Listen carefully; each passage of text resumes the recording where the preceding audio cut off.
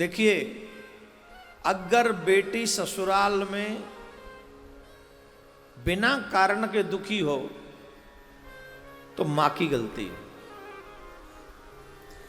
मैं हमेशा आपसे कथा में कहता आया हूं, बेटी को बेटी के गुण मत सिखाओ, बेटी को बहू के गुण सिखाओ। अपनी बेटी में वो सारे गुण दो जैसी तुम बहू चाहते हो। आजकल के माता पिता कहते अरे ये सुख भोगने दो, जब तक यहाँ है तभी तक सुखी है, बाद में तो इसे काम करना ही है। जब जीवन में ऐसा आलस्य आ जाएगा तो फिर काम करेंगे वहां जाके? जवाब दो। जो हैबिट बन जाएंगी क्या वहां छूटेंगी जाके? और अगर हैबिट नहीं छूटी तो क्या बच्चे सुखी रह पाएंगे वहां?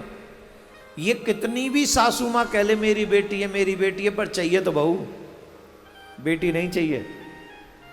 लाख कह ले ये मेरी बेटी है, पर चाहिए बहू। ध्यान दें, सास भी देवियां हैं और बहू भी देवियां हैं। यहां पुरुष का कोई रोल नहीं है। बहू की लड़ाई ससुर जी से नहीं होती है, बहू की अधिकांश लड़ाई सासू मां के साथ होती है। हाँ या ना? तो मैं अगर आपसे कोई बात कहूं कि आपको अगर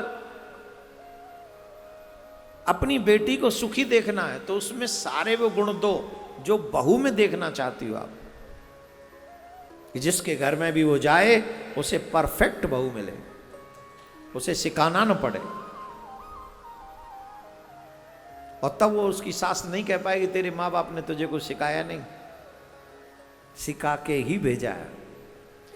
मां सुनैना ने राजकुमारी सीता जी को भी बहुत सारे गुण सिखाए। ये भी कहा कि तुम यहां बेटी हो पर वहां तुम जो है बहू हो।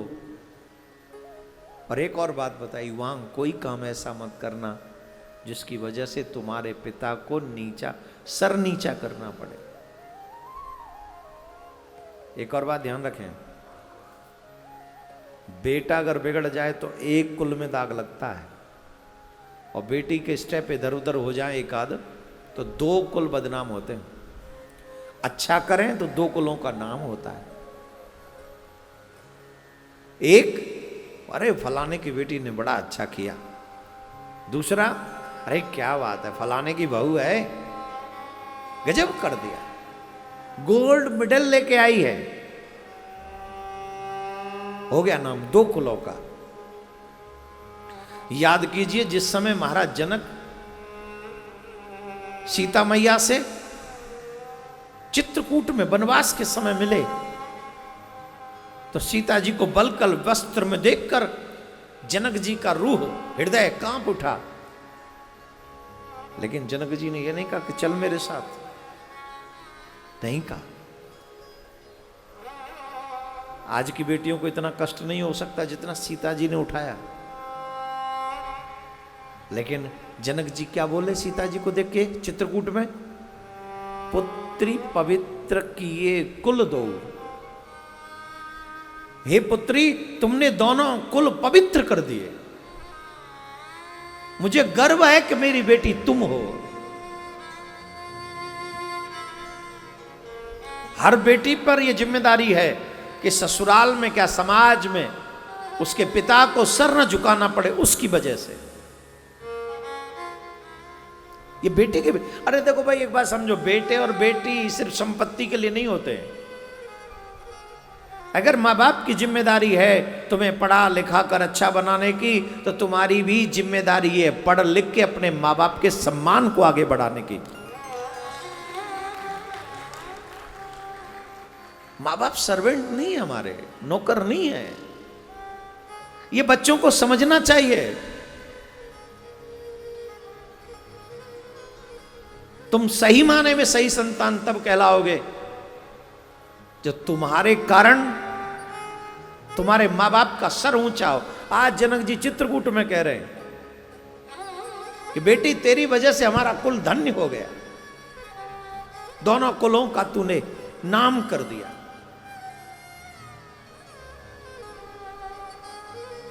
और आजकल के मॉडर्न बच्चे क्या कहते हैं? अन्य धर्म में भी जाके विवाह करते हुए कहते इंसान सब एक जैसे हैं। अपने बाप से पूछो जाके,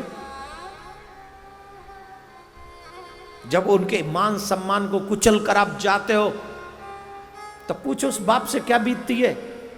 तुम्हारे लिए इंसान यहां इंसान धर्म आ गया, मानव धर्म दिखाते हो यहां पे अपने स्वार्थ अपनी वासनाओं को पूर्ण करने के लिए, अपने माँ बाप के सम्मान को कुचल के तब मानव धर्म है। तो मानव धर्म बाप के लिए कहां गया, माँ के लिए कहां गया? जो माँ तकिया में छुपा छुपा के अपना सर रोएगी वो मानव नहीं है? जिस बाप ने तुम्हें उंगली पकड़ के पैदल चलना सिखाया वो बाप समाज में अब सर नहीं उठा सकेगा, वो मानव नहीं है? उसका कोई स्थान नहीं है समाज में?